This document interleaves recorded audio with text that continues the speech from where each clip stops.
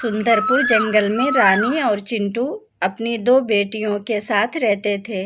वो दोनों खेती करके अपने बच्चों के साथ बहुत ही हंसी खुशी जिंदगी गुजार रहे थे। एक दिन जंगल में अचानक बहुत तेज बारिश होने लगी। तभी रानी ने चिंटू से कहा, सुनो जी, इतनी तेज बारिश हो रही है, हमारा घर टूटा है, बच्चों के कमरे में पानी टपक रहा है। अभी तो ठीक कराया था, अब क्या कर सकते हैं, उन्हें अपने पास सुला लो। मुझे तो खेत की फिक्र हो रही है, इतनी बारिश होगी तो फसल का क्या बनेगा। हाँ जी, आप ठीक कह रहे हो, सुबह में दोनों जाके देखेंगे क्या हाल है खेत का। अभी आप परेशान ना हो, सो जाओ। तुम बच्चों को अपने पास ले आओ, उन्हें भी अपने पास सुलाओ, वो बादल की गरज से डर न जाएं। सुबह में बारिश बंद होने के बाद चिंटू ने रानी से कहा, रानी, बारिश बंद हो गई है, मैं खेत में जाके देखता हूँ, पानी तो नहीं भरा है। रुको जी, मैं भी चलती हूँ आपके साथ। बच्चों, तुम दोनों अपना ख्याल रखो, हम खेत जाके आते हैं। रानी और चिंटू दोनों अपने खेत में जाते हैं। इतना पानी भरा था कि फसल आधी डूब गई थी। रानी, हमारी तो पूरी फसल खराब हो गई, इतना पानी खेत में भर गया। हाँ, पानी तो बहुत भर गया है। हम एक काम करते हैं, खेत की मेड़ को खोल देते हैं, पानी निकल जाएगा। हाँ, तुम ठीक कह रही हो, चलो चल के पानी निकालते हैं। दोनों खेत से पानी निकालने जाते हैं। तभी वहाँ पे एक सांप आया और वो दोनों को डस लिया।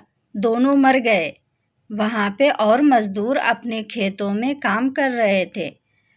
वो लोग उनको उठाकर घर ले आते हैं। चिंटू की बेटियां अपने माँ बाप को मरा हुआ देखकर रोने लगी। दीदी, हमारे मम्मी पापा अब इस दुनिया में नहीं रहे, अब हम किसके साथ रहेंगे? अब हमें अकेले ही रहना पड़ेगा मेरी बहन। दोनों अकेले रहते थे। चिंटू और रानी को मरे हुए कई दिन हो गए। अब उनके पास खाने के लिए कुछ भी नहीं रहा। दीदी, अब तो हमारे पास राशन भी खत्म हो गया, अब हम क्या करेंगे? सोनी, हमारे पास तो कुछ भी नहीं है, अब हम अपने खेत में जाके काम करते हैं। लेकिन दीदी, खेत में फसल तैयार होने में टाइम लगेगा, अभी तो हमारे पास कुछ भी नहीं है, घर भी टूटा हुआ है, बारिश में पानी हमारे घर में आ जाएगा तो? कह तो तुम ठीक रही हो, चलो चाय की दुकान खोलते हैं। अभी बारिश का मौसम है, इस मौसम में चाय पीने का बहुत मन होता है।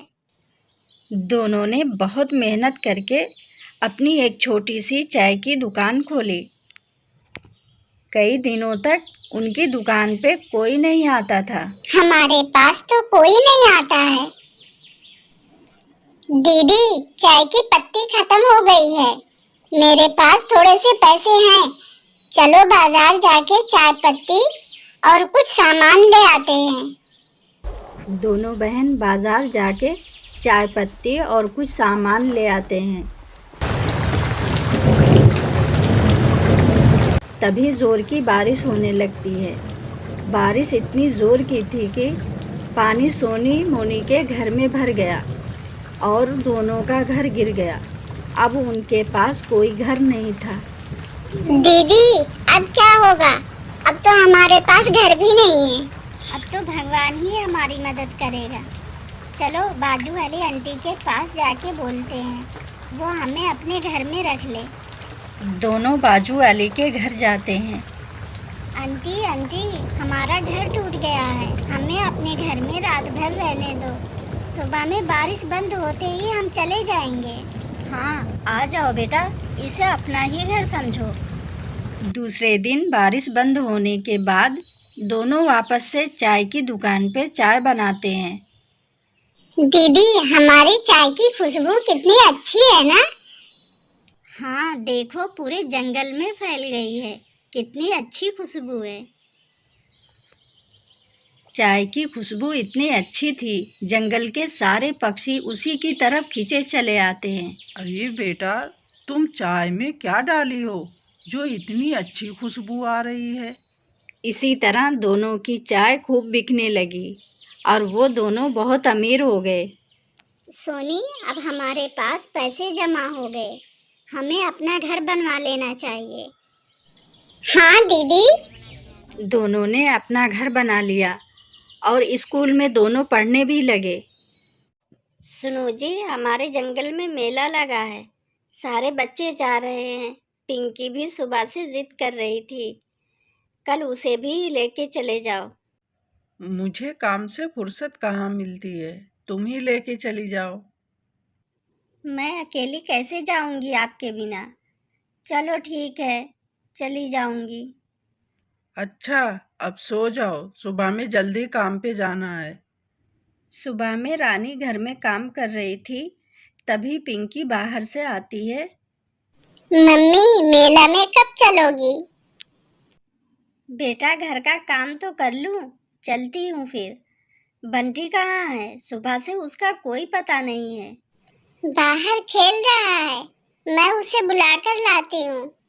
रानी अपने बच्चों को लेकर मेला में जाती है और बच्चे वहाँ खूब मस्ती करते हैं। तभी अचानक से वहाँ पे डाकू आ जाते हैं, सब भागने लगते हैं। रानी भी भागती है और वहीं पे उसका बेटा बंटी मेले में खो जाता है। पिंकी, बंटी कहाँ है? बंटी, बंटी, मेरे बेटे बंटी। बंटी, किधर हो तुम? बंटी मेरे भाई। दोनों रोते रोते परेशान हो गए, पूरा जंगल ढूंढ लिया, लेकिन बंटी कहीं नहीं मिला। दोनों घर आकर चिंटू को सारी बात बताते हैं। रानी, रो मत, भगवान पे भरोसा रखो, अब क्या कर सकते हैं। ऐसे ही बहुत साल गुजर गए, लेकिन बंटी का कोई पता नहीं चला। रानी रोज अपने बच्चे को याद करती थी।